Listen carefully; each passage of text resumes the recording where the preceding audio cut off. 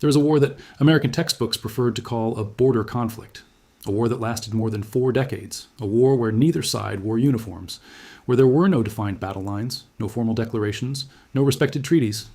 It was an all-out war against farms, against families, against children, against horses, against the idea that any piece of that land could belong to anyone other than the people who had dominated it for generations. This war is called, in the margins of historical records, the Great Comanche Conflict. But researchers poring through Texas archives, military diaries, and 19th century hunting camp records have come to a different conclusion. What happened between the Comanches and the Texan settlers was not a border conflict. It was one of the most brutal, longest, and most deliberate wars the North American continent has ever seen. And it has been almost completely erased from official history. The question that remains, and which divides historians to this day, is simple. Who really won? Before understanding the war, you need to understand who the Comanches were. Some researchers claim that few people in the history of humanity have mastered the art of war on horseback with the mastery of the Comanches. When the Spanish introduced the horse to the North American plains in the 17th century, it took most native peoples decades to adapt the animal to their culture. It took the Comanches years. According to scholars of Native American ethnohistory, including Professor Pekka Hämäläinen of the University of Oxford, who has written extensively on the topic, the Comanches didn't just adopt the horse, they became inseparable from it. There are historical accounts that suggest that Comanche warriors could ride horses before they even learned to walk steadily, that children of 4 or 5 years old were already put in saddles, that the people's identity was so fused with the animal that 18th century European observers even described the Comanches as something that seemed to have been born on horses. And this is where the story starts to get more disturbing than conventional accounts suggest. Because the Comanches weren't just exceptional horsemen. They were also a people who had built, in the decades before the arrival of the Texans, something that some historians call Comancheria, a territory, a political system, and a trade network that extended across areas that today correspond to parts of Texas, New Mexico, Kansas, Colorado, and Oklahoma. An empire without walls, without cities, without castles, but an empire nonetheless. Certain scholars claim that at the height of the 18th century, the Comanches exercised such dominant control over this region that they forced Spanish missions to close, pushed entire rival tribes beyond their territories, and even carried out incursions deep into Mexican territory, reaching, according to some historical records, cities hundreds of miles south of the Rio Grande. Comancheria was not simply occupied territory, it was a de facto state, with rules, with hierarchies, with alliances, and with enemies. And when the Texan settlers arrived, they weren't arriving to an empty land or a disorganized people. They were reaching the heart of one of the most efficient systems of power in the Americas. What few realized was the price that this arrival would cost. Official history tends to place the beginning of the conflict between Comanches and Texans at some point in the 1830s, when the government of Texas, and then still part of Mexico, began granting land to American settlers in the east of the territory. But there are reports that suggest the tension was earlier, that the first encounters, still in the Spanish colonial period, already carried the seeds of what would come next. What happened after Texas gained independence in 1836, however, turned simmering tension into open warfare. President Sam Houston, the first leader of independent Texas, initially adopted a policy of negotiation with the Comanches. Some historians interpret this stance as pragmatism. Houston knew that Texas did not have the military strength to face the Plains warriors. Other researchers, however, claim that Houston genuinely believed that coexistence was possible and that he signed treaties with Comanche leaders that, at least temporarily, maintained peace in certain regions. But Houston didn't rule forever. When Mirabeau Lamar assumed the presidency of Texas in 1838, politics changed radically and, according to historians who have analyzed the records of the time, deliberately. Lamar believed, and said so publicly, that Native American people and white settlers could not coexist in the same territory. It wasn't a veiled stance, it was a declaration of state policy. According to his records, Taurasists of the period, Lamar described his vision in terms that many contemporary scholars classify as a policy of extermination or outright expulsion.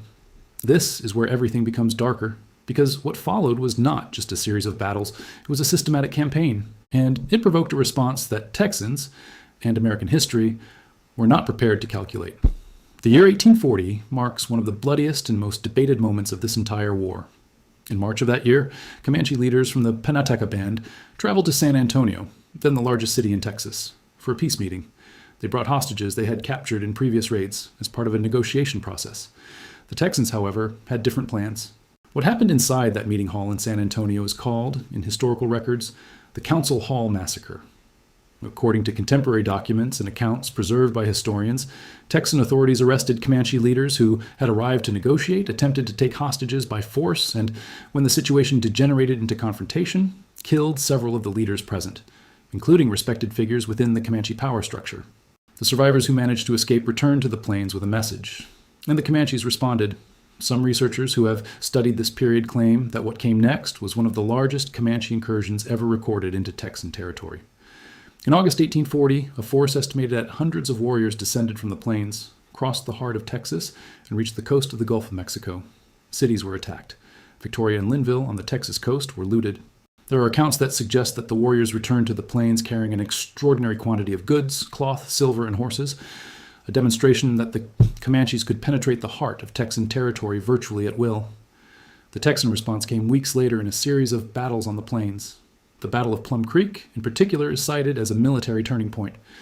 But the topic continues to be debated, because even after Plum Creek, Comanche raids did not cease. If anything, they became more calculated, more selective, and, according to some historians, more devastating to rural Texas communities. What history books rarely mention is what happened in these communities during the following years. There is a dimension to the Comanche-Texan War that is rarely discussed in detail in public records. Not because the events are unknown to historians, rather they are documented in diaries, letters, military reports, and county records preserved in Texas archives. The reason this dimension is rarely discussed is more bothersome. It calls into question the narrative that Texan settlers were simply victims. Some researchers argue that the nature of the Comanche raids and the way the Texans responded created a cycle of violence where the distinction between perpetrator and victim became impossible to establish clearly. The Comanches attacked farms. They killed adults. They captured children. There was a cultural logic behind this. Captive adoption was an integral part of the Comanche social structure, a population replacement mechanism that existed long before contact with Europeans. But that didn't make the experience any less terrifying for Texan families living on the border, and historical records are full of accounts of communities living in a state of constant terror. And then there was the Texans' response. The Texas Rangers, the paramilitary force that would become legendary in histories of the American West, were created in part precisely to deal with Comanche incursions. And the methods they developed are a topic that some contemporary scholars approach with caution. There are historical records documenting punitive expeditions against Comanche camps where women and children were present. There are academic debates about the line, or lack thereof, between legitimate military operations and massacres. Some historians claim that certain ranger operations in the period 1840 to 1870 fall more into the second category than the first. What official history tends to do is present these events in a compartmentalized way. Comanche attacks are described as raids. Texan responses are described as campaigns. The different language for the same types of action reveals, according to some researchers, not only a narrative bias, but a deliberate choice of how to construct the historical memory of a conflict. But that was just the beginning of what deeper analysis of this period reveals. To understand the war between the Comanches and Texans, you need to understand the geography where it happened. 19th century Texas was not the industrialized, populous state it exists today. It was a vast territory with a borderline that slowly advanced westward as settlers arrived. This boundary line, simply called the frontier in records of the time, was not a physical line. It was a transition zone, a region where Texas law arrived irregularly, where the American federal government had a minimal presence, and where violence took place far from any witnesses other than the participants themselves. Some researchers describe the 19th century Texas frontier as one of the most dangerous environments in North America. Not for climate reasons, although the West Texas plains were, and still are, brutal, but because it was on this strip of land that two radically different systems of power were in constant collision. On the one hand, settlers who believed that land could be owned, fenced, cultivated, and passed from father to son by deed, registered at a notary's office. On the other, warriors from a people for whom the land was something completely different. A territory of hunting, of movement, of spirituality. A place that belonged to the collective and that could not be fragmented into private property without ceasing to be what it was. Certain scholars claim that this clash was not just political or military, it was ontological. Two worldviews, so fundamentally incompatible that violence, in retrospect, seems almost inevitable. And from that point on, the reports become even more disturbing. There is a figure that appears repeatedly in the historical records of this period. Not a single individual, but a type. The ranger, the hunter, the explorer who operated on the edges of the frontier and who, according to some documents, sometimes crossed the line between war and something harder to name. The Texas Rangers were formally created in 1835, but the institution itself evolved over the following decades. What historical records show is that the Rangers were not a conventional army. They did not receive regular salaries in the first decades. They did not follow a formal war manual. They were recruited from border communities, often the settlers themselves, who had lost relatives in Comanche incursions. Some historians argue that this personal dimension of the war, the fact that many of the men fighting the Comanches had intimate motives for violence, created an environment where military discipline was secondary and revenge was primary.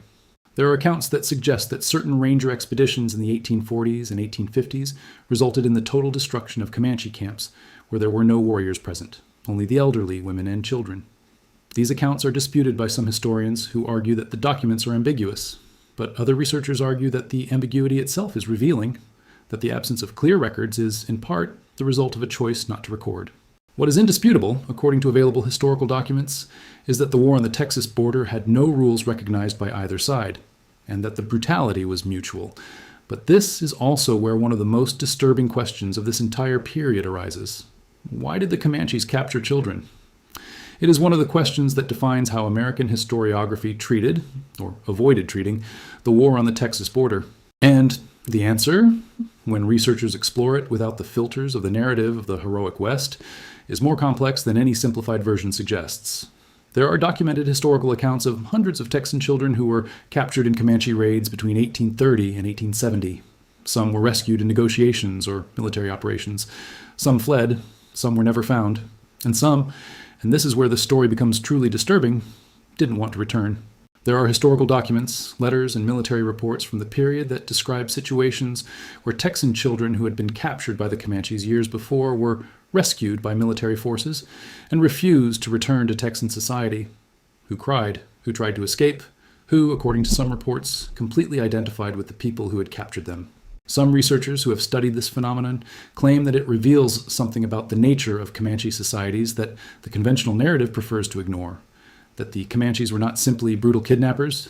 There was a social structure that integrated the captives, that adopted them in ways that, paradoxically, created genuine loyalties. This does not erase the trauma of capture. This does not eliminate violence from the process. But it calls into question the idea that the experience was uniformly horrible for everyone who lived through it. The case that appears most frequently, the one in the analyses of this period, and which took decades to be openly discussed by American historiography, is that of Cynthia Ann Parker. In May 1836, a Texan camp called Parker's Fort was attacked by a force composed, according to historical records, mainly of Comanche warriors and possibly members of other allied tribes. Several adults were killed. Several captives were taken. Among them was a girl of approximately 9 years old named Cynthia Ann Parker. What happened in the years that followed is one of the most debated episodes in all of Texas history. Cynthia Ann Parker was not rescued in the months following the attack. She remained among the Comanches. He grew up among them. He learned the Comanche language. He learned the customs. He learned how to process buffalo hide, how to ride horses on the plains without a saddle. According to historical accounts, she became the wife of a Comanche leader named Peta Nakona and had children with him.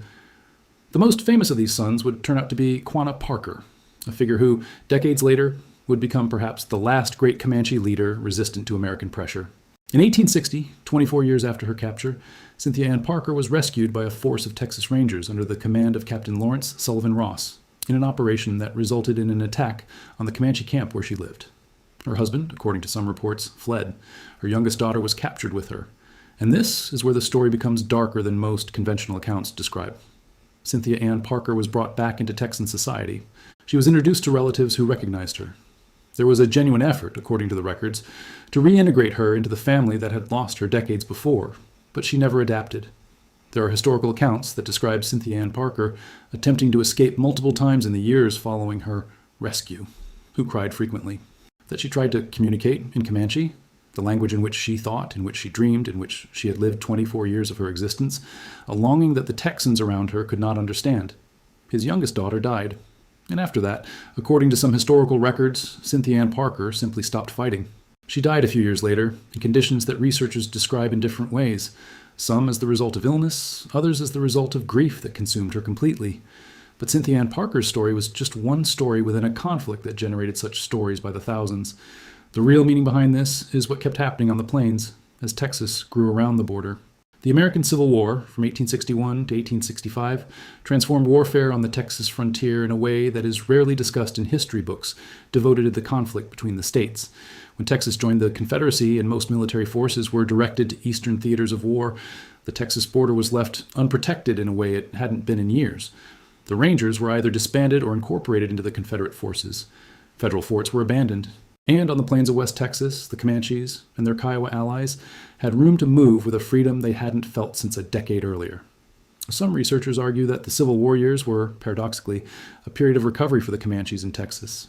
That attacks on frontier communities increased during this period was not because the Comanches were particularly motivated by war among white Americans, but because the absence of effective military resistance created a window of opportunity that it would be unwise to ignore. There are historical records of entire counties in west central Texas being virtually abandoned during the Civil War. Families who had spent decades building farms on the frontier returned east. Cities that had grown slowly over years were left empty. The frontier didn't just stop advancing west during the Civil War. In some regions, it has retreated.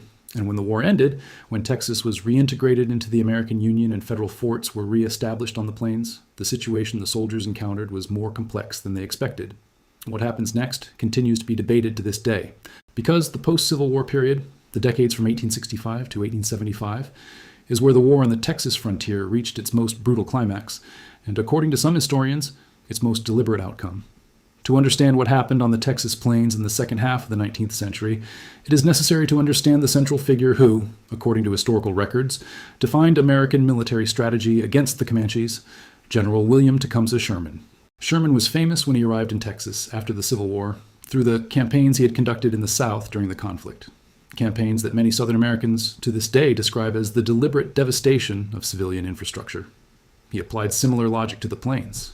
The strategy that Sherman and other officers developed, and that military historians often call total war on the plains, had a component that rarely appears in heroic narratives of the American West: the buffaloes.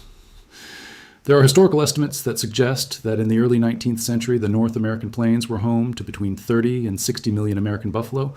The buffalo was the basis of the entire Comanche economy. It was food. It was leather for tents and clothing. It was bone for tools. It was fat for preservation. It was, in a literal and not just a metaphorical sense, the foundation on which Comancheria was built. Some researchers claim that there was among American military officers of the period a clear awareness that destroying the buffaloes meant destroying the Comanches. That this was not an unintended consequence of the policies of the time was, for some, the point. There are historical records of statements by military officers from the period that suggest, in more or less explicit ways, that the extermination of buffaloes was a tool of war against the native peoples of the plains. When commercial hunters arrived on the plains in large numbers in the 1870s, turning buffalo hunting into a leather industry, and when the American government refused requests to regulate this hunting, some researchers interpret this inaction as a policy as deliberate as any military campaign. What is historically indisputable is the result. In a matter of decades, a population of animals that had supported entire peoples for generations was virtually eliminated. Historical estimates suggest that by the end of the 19th century, fewer than 1,000 American buffalo remained on the plains, out of a population that had been in the tens of millions. And this, according to some historians, was the true final weapon in the war against the Comanches. Not the rifles, not the Rangers, not the strong ones, the hunger. The Red River Campaign of 1874 is considered by many historians to be the military event that formally ended Comanche resistance in Texas. It is sometimes called the last major military campaign against the Comanches, a series of operations coordinated by several American officers that swept through Palo Duro Canyon and the surrounding regions, destroying Comanche and Kiowa camps, burning supplies, and capturing horses on a large scale. The military dimension of the campaign is reasonably well documented. What is less discussed is the human dimension. After the Red River Campaign, hundreds of Comanche warriors surrendered to federal forts over the next few months. Many were sent to the Fort Sill Reservation in Oklahoma, then called Indian Territory. Some were separated from their families and sent to a prison in Fort Marion, Florida. There are historical documents, including records from the American Army itself, that describe living conditions on reservations at the time as deeply inadequate, that the distribution of food was irregular and insufficient, that diseases spread among populations that had never had contact with certain infectious agents, that the system of government agencies responsible for managing the reserves was, according to investigations at the time, permeated by corruption. The forced transition from the plains way of life to reservation life was, some researchers say, traumatic on a level beyond what the documents can fully capture.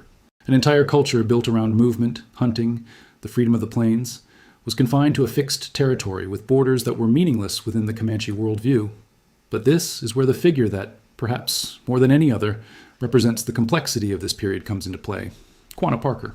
The son of Cynthia Ann Parker and Peta Nakona was probably born around 1845. The exact dates are debated by historians, like so many things in Comanche history, which was an oral culture and did not keep paper records. What historical records show is that Quanah grew up as a Comanche warrior, participated in battles on the Texas plains, and was one of the last leaders to surrender to the American Army in the post-Red River campaign period. When Quanah finally took his party to the Fort Sill Reservation in 1875, he was approximately 30 years old. What happened next is one of the most fascinating and, depending on the historian's perspective, most disturbing episodes in Texas history. Quanah Parker became, in the following decades, one of the most influential figures in relations between the Siomanis and the American government. Learned English. He adopted some elements of American culture, without, according to records, abandoning his Comanche identity, participated in negotiations that helped the Comanches maintain certain hunting rights. He became close to powerful figures in American politics, including President Theodore Roosevelt, with whom he hunted and who visited him on the reservation. Some researchers interpret Quanah Parker's trajectory as an example of pragmatic adaptation, a man who understood that the rules of the game had changed and that the survival of his people depended on navigating within these new rules. Other historians offer a darker interpretation, that Quanah Parker was, essentially, a useful figure for the American narrative, a domesticated warrior who could be held up as proof that the Comanches had accepted their situation, that the system had worked, that the story of Texas could be told as a story of progress rather than conquest. What is significant, and which some contemporary historical analyses highlight, is that Quanah Parker never abandoned certain Comanche practices that American authorities attempted to prohibit. He continued to participate in native religious rituals. He continued to have multiple wives, a practice that created constant friction with reservation authorities who tried, unsuccessfully, to force monogamy. He continued, until his death in 1911, to be identified primarily as Comanche. But the world in which he lived his final years was irretrievable to his ancestors. There is an aspect of the Comanche-Texan War that rarely appears in conventional narratives about the period, but which researchers working with primary sources describe as fundamental to understanding the conflict: the economic dimension. The Comanches didn't just hunt, they traded. The Comancheria, at its height, was a central node in a trade network that stretched thousands of miles, connecting Mexico, the Central Plains, and the Eastern Territories. Horses stolen in Mexico were sold to Northern Plains tribes. Captives captured in Texan raids were sometimes exchanged for weapons, cloth, or other goods. Buffaloes hunted on the plains were transformed into leather that arrived, through intermediaries, at markets in St. Louis or Mexico City. Some historians claim that the war on the Texas border cannot be understood simply as a territorial or cultural conflict. It was also an economic war, and the forces that finally destroyed Comanche resistance were not just military. When commercial buffalo hunters arrived on the plains en masse in the 1870s, they were not operating in a vacuum. There was a growing demand for buffalo hide in the industrial markets of Eastern America and Europe. There were railroads that made transporting leather economically viable. There was, according to some researchers, a window of opportunity that the leather industry took advantage of with an efficiency that, in retrospect, seems almost surgical. The result was the economic collapse of Comancheria even before the military collapse was complete. And this is where the most recent historical analysis of the Comanche-Texan conflict raises questions that the field has not yet satisfactorily answered. The historical memory of Texas is, according to some researchers, extraordinarily selective when it comes to the war with the Comanches. Texas Rangers are celebrated. There are museums dedicated to them, films, television series, novels. The image of the Ranger as guardian of the frontier, protector of Texan families, defender of civilization against the barbarism of the plains, is so ingrained in American popular culture that it seems to many natural. But there are scholars who claim that this image was deliberately constructed, over decades, to create a narrative that retrospectively justified what had happened on the Texas plains. Certain contemporary historians who revisit the archives of the period find in county records, military diaries, and official correspondence a portrait of the conflict that is substantially different from the heroic version. They find evidence that violence against non-combatants was regularly committed by both sides, that certain ranger operations were, in terms that modern international law would recognize, war crimes, that the policy of buffalo extermination was tolerated and at times actively encouraged because it was effective as a weapon against the Comanches. These researchers do not claim that Comanche attacks on Texan communities were justified. They claim something different and more disturbing. They claim that the conflict was a total war where both sides committed atrocities, and that American history has chosen to remember only the atrocities of one side. What does this mean for the story Texas spelling remains an open debate. And there is resistance, in certain academic communities and beyond, to any revision that questions the narrative of the Rangers as frontier heroes. But the documents exist, and they tell a more complex story than any simple version can capture. There is one region of West Texas, the canyons and plateaus of the Texas Panhandle, including the mighty Palo Duro Canyon, sometimes called the Grand Canyon of Texas, that appears repeatedly in the historical record as a space of special significance to the Comanches. Palo Duro Canyon, with its red sandstone walls and rock formations that stretch for dozens of miles, was a refuge. One of the last regions where the Comanches could hide from American military pressure, protected by the complex topography of the terrain. The camps that were established there in the final decades of Comanche resistance were extensive. There were, according to historical records, horses in numbers that impressed American soldiers when they arrived. The Battle of Palo Duro Canyon in September 1874 was the blow that, according to many historians, effectively ended the war. Colonel Randall Mackenzie's forces attacked the canyon camps, burned tents and supplies, and, in a decision that some researchers identify as the most strategically devastating act of the campaign, captured approximately 1,040 horses and destroyed them. For a people who defined their identity, their mobility, and their ability to survive on the plains in terms of horses, the loss was catastrophic. In the following months, Comanche groups that had resisted American pressure for years began to surrender. Not because they had been militarily defeated in battle, but because without horses, without supplies, and with buffalo rapidly disappearing from the plains, the alternative to surrender was death by starvation in the winter of the Texas plains. Some researchers argue that it is important to recognize this for the surrender mechanism that it was, not a victory on the battlefield, but the calculated result of a strategy that aimed to eliminate the living conditions that allowed Comanche resistance. But that was just the end of a phase. Because what happened over the next few decades on the reservations, and the debate over the legacy of that period, is where the story really gets more complex. The memory of the Comanches did not disappear with the surrender of 1875. This may seem obvious, stated like that, but it is a point that some historical narratives treat implicitly differently, as if the history of the Comanches ended when the last groups arrived on the Oklahoma reservations. The Comanche population, which had numbered perhaps 12 or 15,000 people at its peak, estimates vary significantly and the topic continues to be debated by scholars, was reduced to a few thousand in the following decades. The combination of disease, conditions on reservations, the destruction of the economic basis of buffalo hunting, and the policies of forced assimilation implemented by the American government in the late 19th century produced a demographic decline that some researchers describe as catastrophic. Policies of forced assimilation deserve particular attention because they illustrate a form of violence that does not leave the same visible marks as military battles, but which some contemporary anthropologists and historians argue is equally devastating. Residential schools, institutions where Native American children were compulsorily sent, prohibited from speaking their languages, prohibited from practicing their traditions, forced to use English names, and to adopt European American ways of life, existed in Indian Territory and elsewhere on the American reservation system. The motto that certain administrators at these schools repeated, and that contemporary researchers frequently quote, was disturbing in its clarity: kill the Indian to save the man.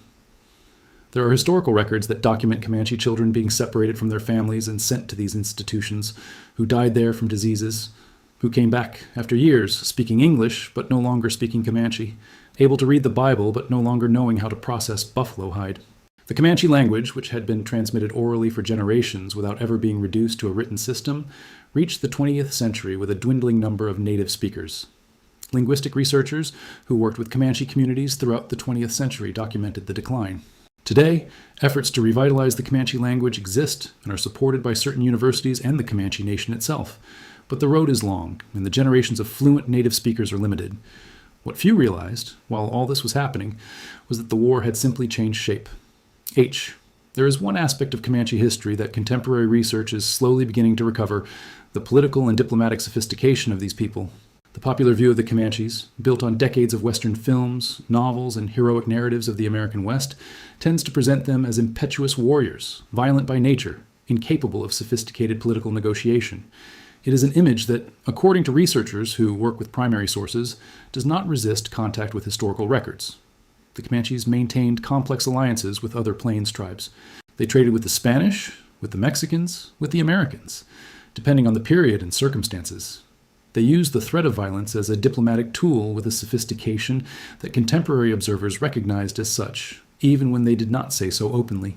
There are historical accounts of Comanche leaders who spoke Spanish, who understood the political dynamics between Mexico and the United States in the period before the Mexican-American War of 1846, and who attempted to play one power against the other to protect Comanche territory and autonomy. There are historical documents that suggest that certain Comanche leaders had a more accurate understanding of the American political situation, of tensions between the federal government and the Texas government, of internal divisions over the Indian question, than popular narratives generally acknowledge. Some researchers argue that the final defeat of the Comanches was not a victory of civilization over barbarism. It was the defeat of a sophisticated political and military system by another system that simply had more resources, more population, and a more absolute determination to eliminate any alternative to its territorial expansion. And this is where contemporary historical analysis begins to connect what happened in Texas in the 19th century with broader debates about American history. The Texas that existed in 1875, when the last Comanche groups arrived on the reservations, was unrecognizable compared to the Texas of 1836, when independence had been declared. The population had grown dramatically, driven by waves of immigration from the American East and Europe. The cattle industry, which would become the cultural definition of Texas in the American popular imagination, was expanding rapidly across the northern and western plains that, just a few years earlier, had been the heartland of Comancheria.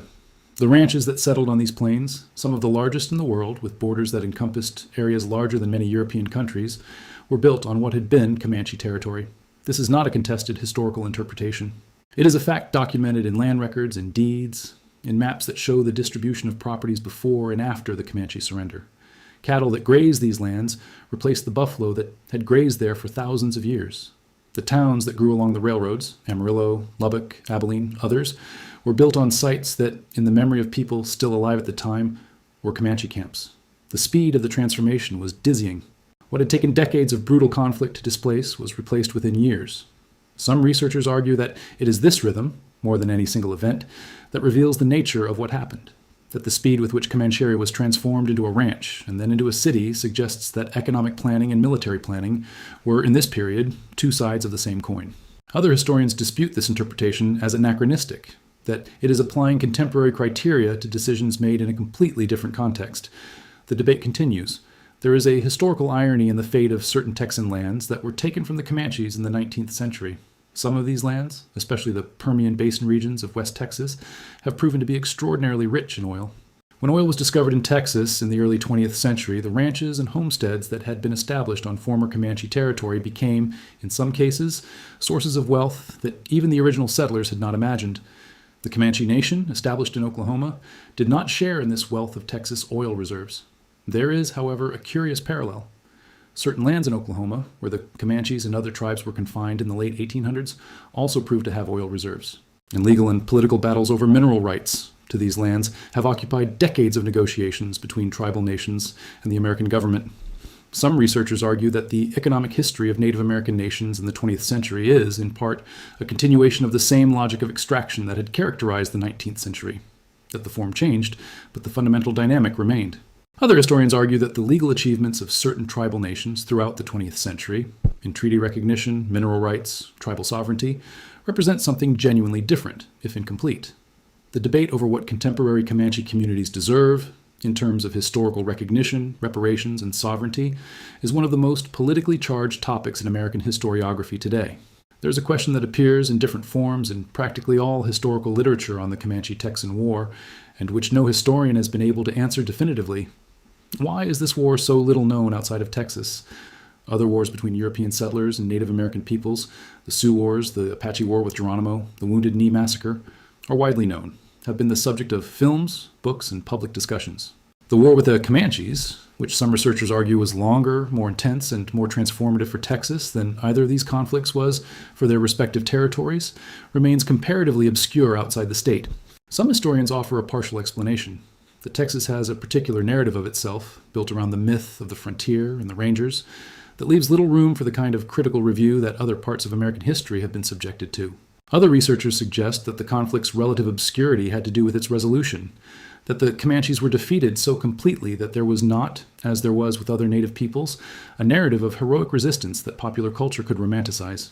Still others argue that the conflict was simply so brutal, so ambiguous in its protagonists, so difficult to fit into any simple narrative of heroes and villains, that American culture chose, unconsciously, not to look too closely. And there's a fourth explanation, which some researchers consider the most disturbing of all, that the Comanche-Texan War is little known because the memory of the vanquished is rarely preserved by the victors. The Comanche Nation exists today. It is a tribal nation formally recognized by the American government, headquartered in Lawton, Oklahoma. It has its own tribal government, a healthcare system, educational programs, and, as part of cultural revitalization efforts in recent decades, initiatives to preserve the Comanche language and traditions. The Comanche population, which had reached its nadir in the early 20th century, has partially recovered over the past few decades. There are debates within the Comanche community about what it means to be Comanche in the 21st century, about the relationship between cultural identity, blood, language, and participation in tribal institutions. There are contemporary Comanche voices who actively participate in debates about how their people's history is told, who work with academic historians, who write, who speak at universities, who build archives of oral memory before the last generations of elders who still remember directly transmitted stories disappear. Some Comanche researchers and allies working with the community say the version of the story that needs to be told is not simply an inversion of the conventional narrative, where the Comanches are the heroes and the Texans are the villains. It is a more complex version that recognizes the brutality on both sides, that does not erase the suffering of either party, but that also does not allow the suffering of one side to justify or obscure the suffering of the other. It is, in short, a story that is still being written. There is something about the character of the Comanche-Texan War that separates it from other historical conflicts that typically receive more attention. It's the proximity. The battles between the Sioux and the American Army took place in territories that, for most Eastern Americans, were abstract. The Great Plains, the Dakotas, distant places. The conflict with the Apaches took place in the Southwest, in a territory even more remote in the popular imagination. The war with the Comanches took place in Texas. And Texas, throughout the 19th century, was being colonized by people who had come from the southern American states, from Ireland, from Germany, from other places in Europe, who wrote letters home, who kept diaries, who published newspapers in growing cities. There is an extraordinary amount of documentary material about the Comanche-Texan conflict in Texas, historical archives, letters from settlers describing constant fear of attack, ranger reports describing operations on the plains, county records documenting deaths, captures, and surrenders, correspondence between the Texas government and the federal government regarding the situation in the border. What is largely missing are documents from the other side, because the Comanches did not keep written records. The memory of their people was oral, it was visual. It was in the drawings on leather, in the stories told around the fire, in the symbols painted on the warriors' faces before battle. This documentary asymmetry, according to some researchers, is in itself a significant historical fact, that the history we have is fundamentally incomplete, that we are reconstructing a conflict with only one set of records, and that the other set was transmitted in ways that the American colonial system spent decades trying to destroy. Contemporary cultural preservation efforts, elder recordings, language revitalization projects, collaborative archaeology initiatives where researchers work directly with tribal communities, are trying to correct this asymmetry to the greatest extent possible. But it is work that is running out of time. There is a debate that appears in the historiographical literature about the Comanche-Texan War, and it illuminates something important about how societies narrate their own history. Why does Texas have such a hard time with this part of its past? Researchers working at Texas universities describe, sometimes between the lines and sometimes more directly, an institutional resistance to certain forms of historical revision about the frontier period, that there are academic debates that are easier to have in other states than in Texas, that Texas's political and cultural identity is so intertwined with the myth of the frontier that questioning it seems, for some, to question something fundamental about what Texas is. This is not unique to Texas. Researchers of colonial history and relations between national states and native peoples around the world describe similar dynamics, the difficulty that societies have in integrating truths about how they came to be what they are into their identity narratives. But in Texas, the temporal proximity of the conflict and the intensity of the mythology of the American West that surrounds it make the problem particularly acute. Descendants of families who suffered in Comanche raids still exist in Texas, and descendants of the Comanche warriors who led these raids also exist in Oklahoma and elsewhere. History is not abstract for any of them. Certain researchers claim that the path to a more complete historiography of this war necessarily passes through discomfort, that it is necessary to look at documents that describe violence that neither side would like to have to recognize, that it is necessary to resist the temptation to simplify a conflict that was, by its nature, irreducible to simple categories. What few realize is that this resistance to discomfort is itself part of the legacy of war. The last battle of the Comanche-Texan War was not in Palo Duro Canyon in 1874. It was not on any battlefield. It's happening now, In classrooms, in historical archives, in academic debates, in Comanche tribal assemblies in Oklahoma, in cultural revitalization projects, in films and books and television series that try to tell this story in different ways than it has been told for generations. There's a generation of historians, some Comanches, many non-natives working collaboratively with tribal communities, who are reconstructing, piece by piece, a more complete historical record than existed before, that you are finding documents in the archives that contradict established versions, which is recording oral histories of elders who carry memories passed down from generation to generation since the period of conflict. This work is slow, it's politically complicated, and it often meets resistance from institutions that have an interest in preserving certain narratives, from communities that have built their identity around versions of history that contemporary research is complicating. But the work continues, and the documents exist. There are records in archives in Texas, in museums in Washington, in university collections across the country that tell parts of the story that have not yet been fully integrated into the public narrative of what happened on those plains over 4 decades of conflict. Some researchers argue that when this story is finally told in its complexity, without the filters of the Rangers' heroism or the natives' barbarity, without the simplifications of victim and perpetrator, what emerges will be something more disturbing and more human than any simplified version can capture. It will be the story of 2 worlds that could not coexist in the same space. Of a conflict without absolute villains and without absolute heroes, of suffering on both sides that was real and that was documented, and a resolution that the winners called progress and the losers called a catastrophe. And the foot. The question that persists, that some researchers ask in hushed tones in the halls of Texas universities, is this. If the collapse of Comancheria was, as some contemporary scholars argue, an economic prerequisite for the emergence of modern Texas, if the farms, the cities, the oil, the prosperity that came after were built literally on the ruins of a people, what does this mean for the way Texas understands itself? It is a question that the state has not yet answered satisfactorily. And perhaps that is exactly why the forgotten war between the Comanches and the Texans remains, in some ways, a war that has not yet ended.